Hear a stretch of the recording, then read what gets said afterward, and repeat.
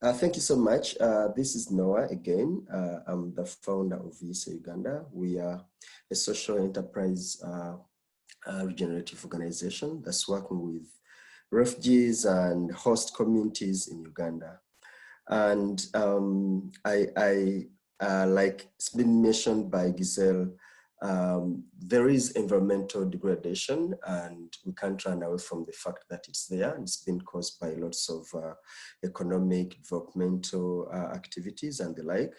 And so we've just got to where we can prevent it, we've got to prevent it, but where we can't, and in communities where it has happened, we've got to work towards mitigating it and making the communities kind of live safe and happy in the environment. So I'm presenting about ISE's intervention in Bukombe with the refugees and also the host communities, and trying to take you through briefly what we have done to try to reverse the degradation of the environment that happened in the area due to influx of refugees in the community. So just a brief background, the settlement I'm talking about is home to over 2,800 refugees. Most of these came from Democratic Republic of Congo and Rwanda, and these are protracted refugees.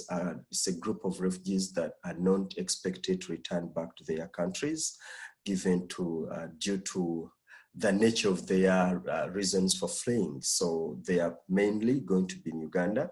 And before they were relocated to Bukombe, where we operate, these refugees were in different refugee areas. And it's said that because their home countries wanted them, they had to look for a different, safer place to put them. So they ended up in our area. And also the community that we work with has over 4,000 nationals. Those are Ugandans that are hosting the refugees. When refugees got into the community, they were given each an acre of land to start life. And I should note, some of you, like I think James, I don't know, James has not visited, like Charlotte that has visited our work in Uganda, you will note that the area that was given to refugees is huge, and it had trees, but they were all cut after some time. So now the influx or the resettling of refugees in this community affected the environment in two ways.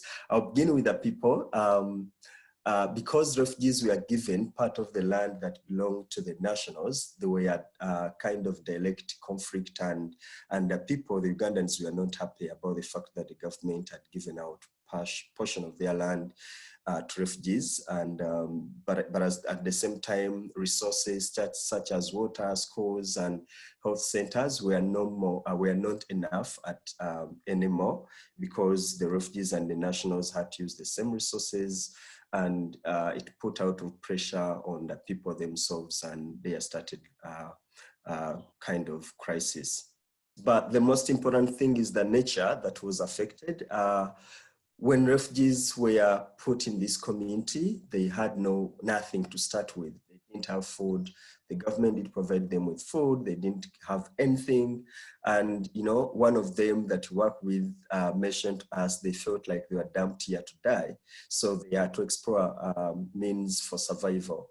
And some of these means, as you can see in the picture, were to cut down all the trees in the land that was given to them, and burn charcoal, get firewood, and also sell and income, and also be able to buy food from the nationals. And this left the whole, the whole area open, and it really created a lot of climate issues for the area. But also, they participated in extensive inorganic farming using GMOs and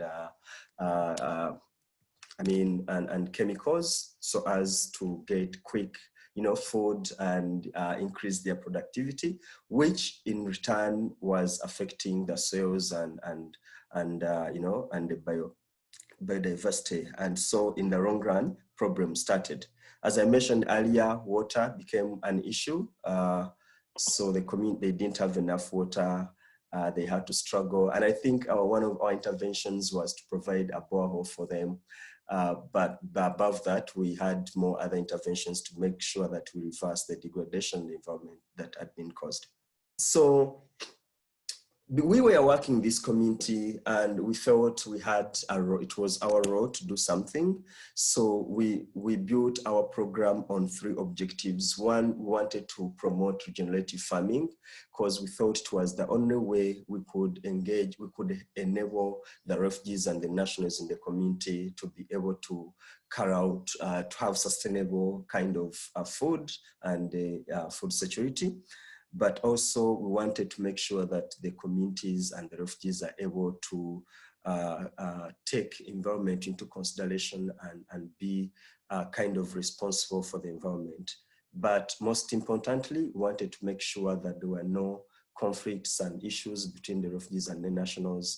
We had to play a role of creating the relationships between the two. And so our interventions were basically around these 3 objectives. For us to achieve the 3 goals of the 3 objectives, we carried out several interventions, but I'll just talk about 2 or 3 that are really very key into our work. And the first one is community organizing. We understand that working with groups of people is always hard, and so the first thing we had to do was to try to bring together both the refugee and the national communities and organize them into small groups. And through these small groups, we are able to pass on the messages to sensitize them about the environment, about conflict resolution, about living coexistence, living together in peace. And this really helped us to get much of the work that we are doing easier, and also bringing together both the refugees and the community to understand that it's everyone's responsibility to look after the environment and work towards reversing whichever bad practices that they were practicing to bring back the environment to normal. So that was our first key thing, and we continued doing community organizing, having people in groups. Now we are introducing savings to try to make sure that the groups keep together and the groups are really working together and disintegrating. So the next intervention that we carried out is regenerative farming, stroke permaculture. And like I mentioned, the soils were depleted. Even when they insisted on applying the fertilizers, the GMOs, and the chemicals, the output or the yields were still low. And this gave us a chance to introduce to them a new way of working on their soils, and that was permaculture.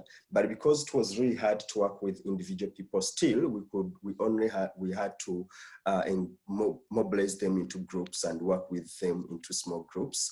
And we had a program which is a garden at a time. We would organize the groups together. We got someone who's home, teach them about permaculture, what to do, and set up a garden in that home. And then the following day, move to another home, to another home, to another home, which really has helped. As you can see in the first garden, a group of people are working together at one garden. And then the second photo is one of the gardens that we've created, and it's really looking nice for us. The people are able to get the vegetables and the food using the organic farming practices. The next thing is, the next intervention was around water. You remember that trees had been cut and the rains that were falling at the time were really not enough.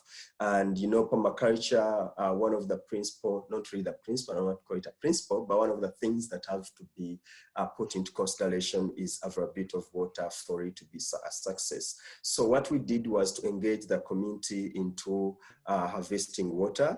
Well, we did this at a really small scale. As you can see in the first image, that's like water and a water harvesting tank that we constructed or we dug at the home of one of the farmers that we are working with.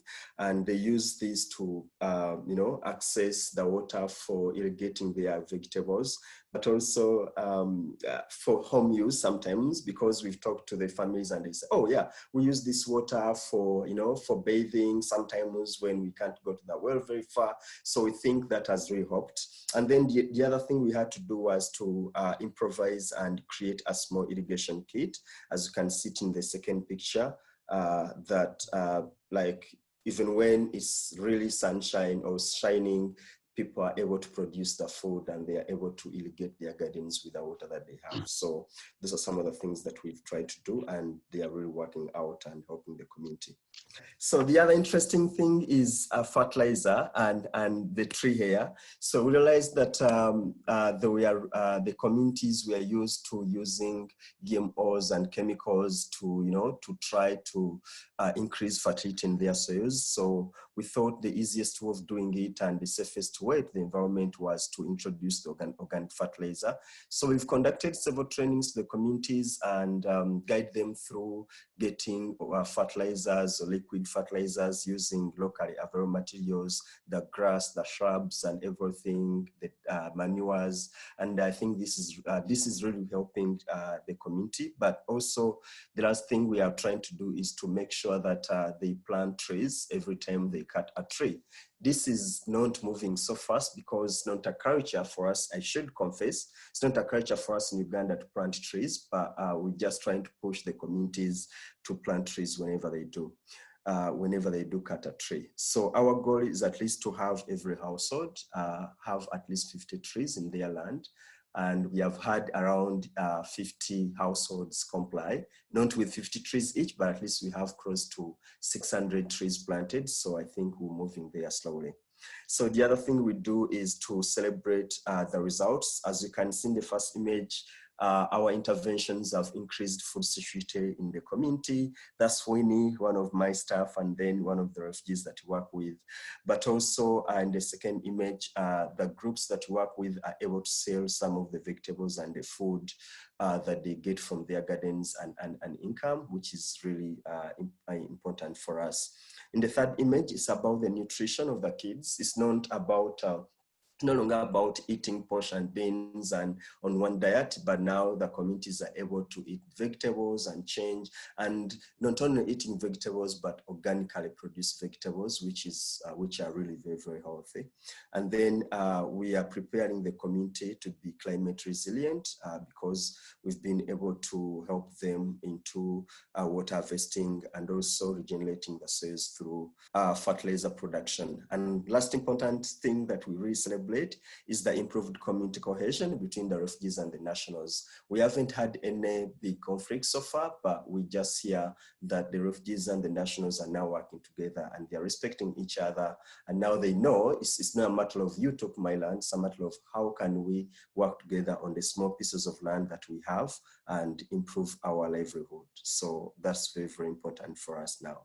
We've been recognized for doing good, and that really keeps us moving. We won the 2019 Spring Prize Award, and that has helped us really move forward into serving the community. As I talk now, we have purchased over 4 acres of land where we want to establish a permaculture kind of demonstration with an intention that we can enable all communities within Uganda and abroad to come to learn about permaculture and be able to replicate the knowledge learned into their areas of operation. But also most recently, we won a grant with UNDP. So when they visited our work, they really were impressed by what we are doing, and they thought it's high time we engage the nationals to do the same, not only focusing on refugees. So we are planning on implementing a project with UNDP in 2020.